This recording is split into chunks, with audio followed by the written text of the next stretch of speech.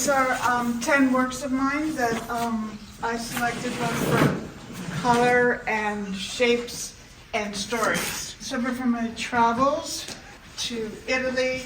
This is Count Ponza's villa. He was the major force in collecting and curating American post-war art. And Italy didn't want it, so it's now in about 5 different American museums by the hundreds. So I highly recommend visiting. He's got 50,000 square feet there of conceptual art, pop art, and postmodern art. And it changes regularly. So just north and west of Milan. This is the bedroom in the Sacra Hotel in Vienna. I think it's the only hotel built on the fortunes of a cake.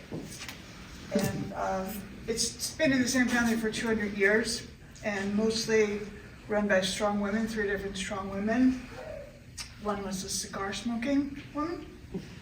And it just is timeless.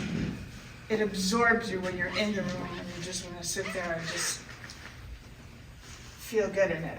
This is the Dutch room where the biggest art heist ever happened at the Isabel Stewart Gardner. And they're redoing the museum and modernizing it. It's really suffered from having no security. I suppose everyone knows about the heist that happened like 30 years ago now in that room. Vermeer, Rembrandt's only seascape. So it's kind of it's protection and it's kind of looking outward and where are the paintings and haven't been returned. I wanted to, I don't have much time, so I wanted to talk about this one, which is one of personal one for me. My husband, who's with us, Dan Burstein, and I stayed in a hotel in 1971. We were teenagers and we were traveling around the world. And in Paris, this was, if not the cheapest, second cheapest, $3 a night for backpackers and American students. And it's close to the Sorbonne, where printing started. There was the whole Rue Saint-Jacques where it's located was bookstore after bookstore. And, it's close to the Louvre and Notre Dame and Luxembourg Gardens. And we were there. They lived there for about a month, so it became kind of a sacred place for us. We kept going back over the years and checking on it.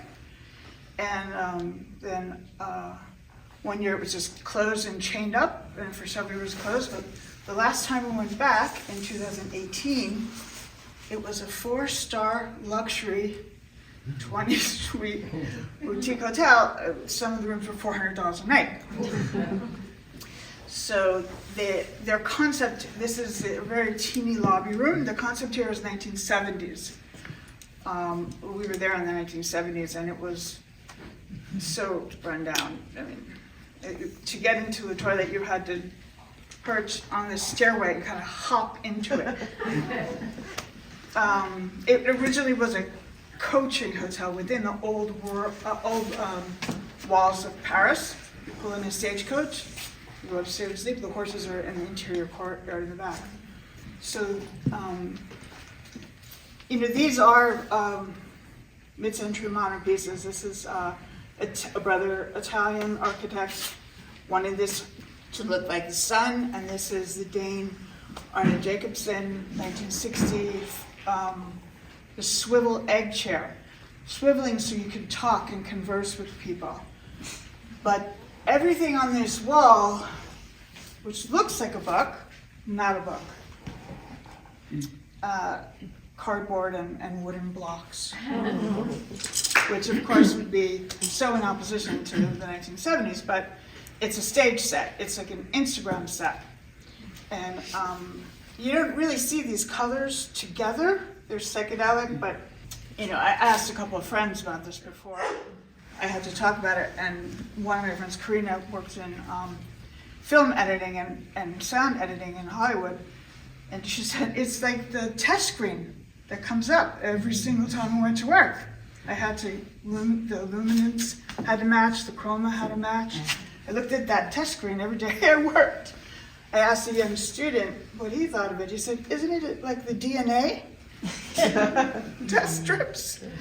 So it evokes it's operating on many different levels, but it's like a 21st century international scene, because it's not really French, it's not really European, it's not really Paris, but it's a conglomerate of things that these two pieces are iconic and they've never gone out. I think that they can be bought today anywhere. I have one last comment. Okay. Chartreuse. What? Chartreuse.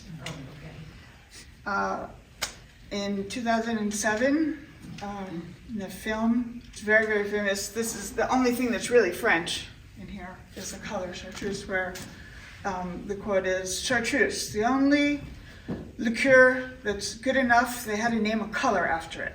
okay. Thank you.